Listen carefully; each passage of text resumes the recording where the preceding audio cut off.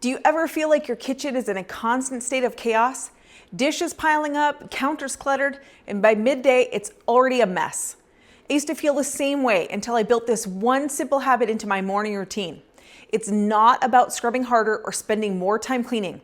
It's about starting the day off right. And the best part, my kids take care of it for me. Let me show you how we make it work and how this one habit keeps our kitchen running smoothly all day long. Hey friends, welcome to day 17 of my Simple Homemaking series. Today, I'm working through dusting the kitchen, cleaning the oven and hood fan, cleaning the appliance exteriors, cleaning one window, making magnesium water, and making a grocery list for tomorrow. Now, if you've been following along, you know that my homemaking system is all about keeping things simple and manageable. I don't try to do everything at once. I just focus on a few key routines every day. Each morning, I do the same basic things to get the day started. I make my bed, start my robot vacuum and bread maker, check my meal plan and take anything out for dinner that needs to thaw or be prepped ahead. I also get laundry going or remind whichever kid's turn it is. And one of the most important things, my kids unload the dishwasher every single morning. Instead of walking you through my whole morning routine today, I want to talk about why that one habit, getting the dishwasher emptied first thing, makes such a huge difference in keeping our kitchen under control. When the dishwasher is emptied right away, there's always a place for dirty dishes. That means no more piling up in the sink, no more clutter on the counters, and no scrambling to unload it later when I need to cook. It just keeps the kitchen running smoothly all day long. And the best part, I don't have to do it. My kids take care of it as a part of their rotating kitchen duties. They know it has to be done first thing in the morning, so we can start the day with a clean slate. If you haven't seen how we organize our kitchen chores, I'll link that video below so that you can check it out. It's such a simple habit, but it makes a huge difference. What about you? Is there one habit that helps keep your kitchen running smoothly? Whether it's unloading the dishwasher, starting a load of laundry, or even making sure the counters are wiped down at night. I'd love to hear what works for you. Let me know in the comments. All right, now that the morning reset is done, let's move on to today's cleaning tasks. So the first thing we're gonna start with today is dusting the kitchen, and I just do sections at a time. And so today we're gonna do this section of cabinets because we're also cleaning the oven. So this kind of whole area is gonna get cleaned. And the thing that I like to do to start with at first is take a dry scrub brush. You could also take the horsehair attachment on your vacuum and just get in the ledges of your cabinets. The dry scrub brush just loosens all of this up. So I like to do that across each of the cabinet faces, and then when we're done that, I'm gonna go in with just an all-purpose cleaner and spray the cabinets and then wipe them with a cloth.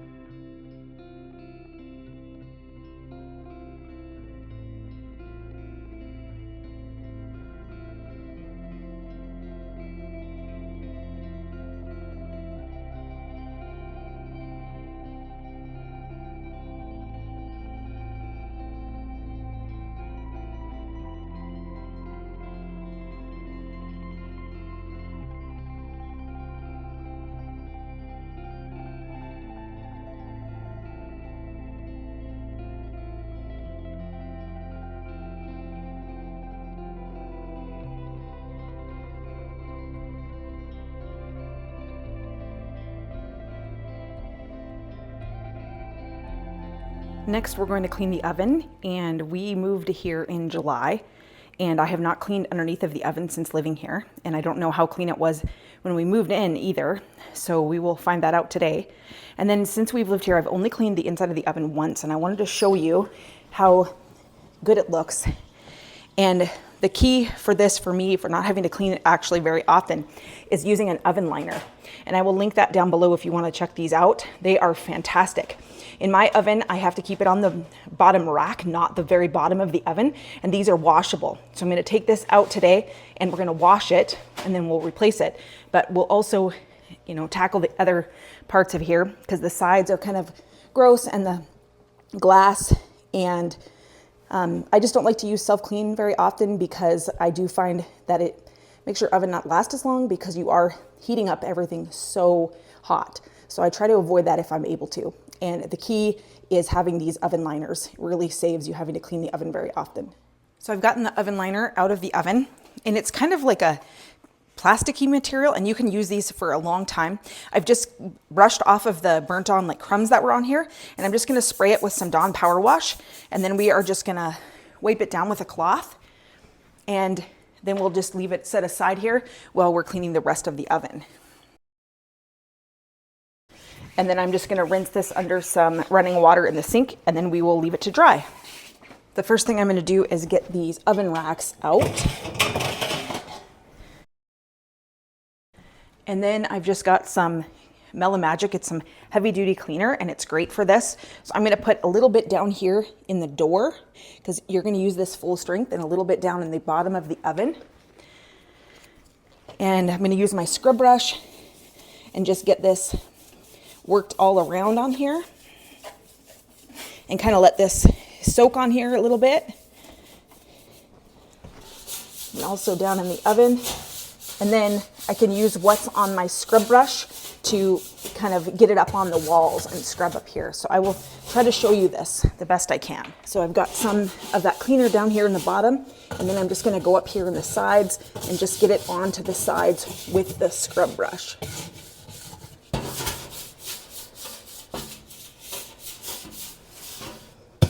And the key with cleaning an oven is you just want to make sure that this is all rinsed really well after you scrub it. Now I'm just grabbing some steel wool and getting the glass and the insides of the oven and the sides scrubbed with this, with the cleaner. It just does a really great job of getting all of that cooked on food off.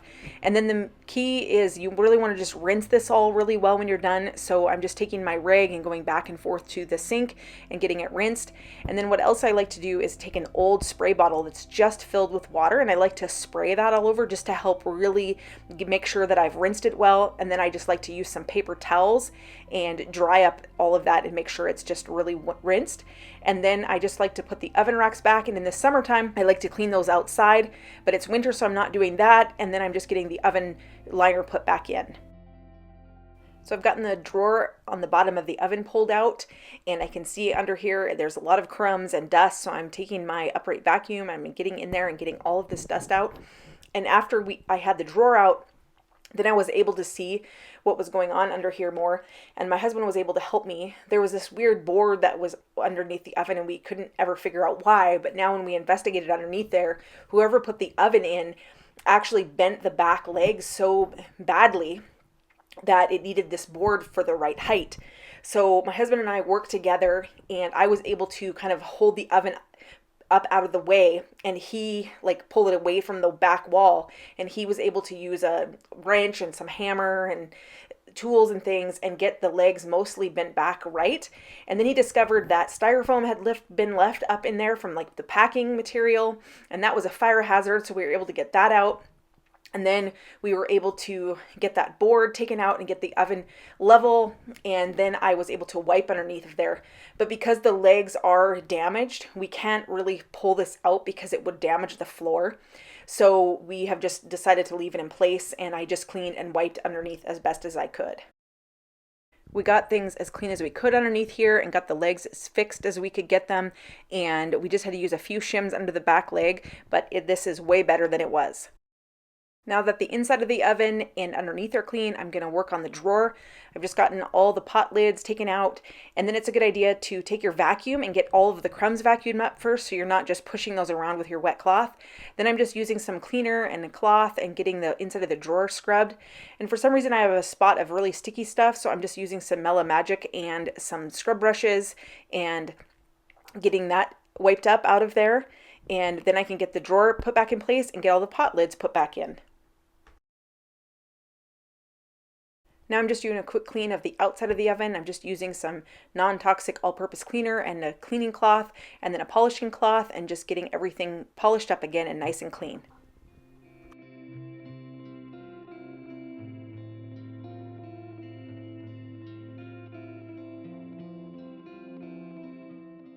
The oven is all clean, and I just wanted to quickly show you what it looks like and how nice it turned out. And the key to keeping the oven very clean is these oven liners. I highly recommend them. They last a long time and they're washable, so you can use them for a long time. And I'll link those down in the description for you because it definitely cuts down on how much you have to clean the oven. And then the thing that I really like for the sides of the oven are these little rubber strips that you can lay down the sides, and it really just prevents food and crumbs and stuff from going down between the cabinet and the oven. And now I can see why they're so great to have in this case, because we really can't move our oven because of those damaged legs. It'll wreck our floor. So these are a great thing to have. Now I'm just going to do a quick wipe of the refrigerator, just getting the non-toxic all-purpose cleaner sprayed on and just cleaning it with the cleaning rag and then just polishing it up. And then we'll move on to the dishwasher and do the same thing with it. Just give it a quick spray and a wipe and then a quick polish. Now I'm moving on to cleaning one window, and I really like to use this Rustic Touch because it's a cleaner and wood conditioner, and we have wood windows in this house. And so I'm actually working on the window of the back door onto our deck, and I'm cleaning the glass on the inside and the outside of it. And then I'm also taking a rag and just wiping anything on the outside and inside of the door, fingerprints, like muddy paw prints from our dog, and just making sure the whole door inside and out are wiped down. And I'm not doing the screen door right now just because the oven took a little longer today because of finding those damaged legs and having to deal with that. Now I'm going to make magnesium water. I make this every Tuesday. Last week you saw me make just one jar full. Usually I do need to make 2 jars full, and that's what I'm going to do today. Years ago, when I was researching some different health issues, I found out that most people are really deficient in magnesium. And so this is one form of magnesium that I found through my research that's really absorbable and good for our bodies. And so we take like 3 different forms of magnesium, and this is one of them. And so this is not health advice in any way. This is just what we do. And I'm just sharing this with you so that you understand why this is on my chart. It's so that I don't forget, and I'll do this every week. And if it's not something you make, feel free to totally just remove it from the chart because the chart is totally editable. And I will bring the camera in above so that you can see what I'm doing, and I'll show you how quick and easy this is. So I've got a soda stream. I've got 4 soda stream bottles here. These already have distilled water in them and they are chilled. This is one time where it's really important that you use distilled water. Then I have a jar that I have my magnesium hydroxide powder in. Then I have 2 half-gallon canning jars with lids that fit these. And so the first thing that we're going to do is carbonate our bottles.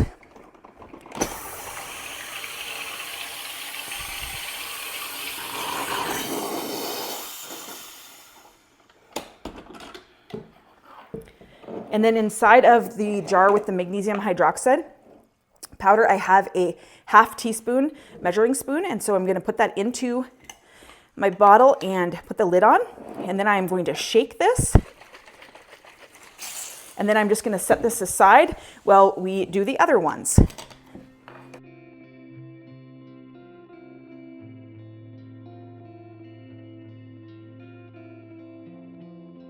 What happens is the magnesium hydroxide mixes with the carbonated water, and then after it goes flat, you have something that's called magnesium bicarbonate. And I just call it magnesium water. It's just easier than saying magnesium bicarbonate all the time.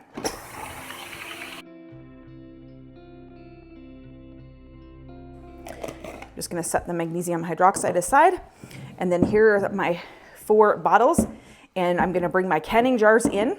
And the first bottle that I did, I'm just going to give it another shake, and then I'm just going to pour it into the bottle.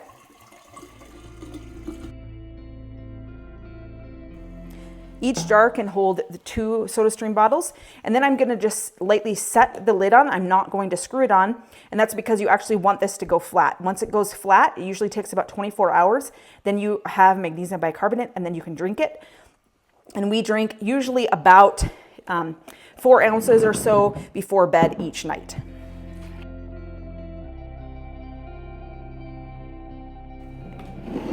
And that's all there is to it. It only takes a couple of minutes. Now I'm heading over to my chart and crossing everything off that we got done today. I am not making a grocery list today because I'm not going grocery shopping tomorrow. I am taking my kids to the orthodontist tomorrow instead. At the end of the day, I always take a few minutes to do a quick reset so tomorrow starts off smooth. I sort through the mail and papers. I do a 5-minute tidy in the kitchen. I clear the counters, make sure the sink is empty, start the dishwasher, and wipe everything down. Oh, and I always set the coffee maker for the morning because that's a non-negotiable. Taking just 5 to 10 minutes at night to reset the house makes such a difference when I wake up in the morning. And that's how my simple homemaking system works. If you're following along, just remember small habits like unloading the dishwasher and quick resets really do add up over time. If you're finding this series helpful, I'd love if you would share it with another mom. It just might make a huge difference in helping her keep the household running smoothly. Also, don't forget to grab the customizable homemaking chart in the description. It's a simple tool to help you make this system work for you. And if you're curious about any of the products I used today, I've linked them in the description below for you. Before you go, let me know in the comments, what tasks did you check off today? Even if they're totally different from mine, I'd love to celebrate your wins with you. Tomorrow, I'll be getting groceries, running errands, going on any appointments, running through the car wash, and cleaning out my purse. So be sure to check back for that. And if you've missed any of the previous days in the series, you can catch up with this playlist. I'll see you tomorrow.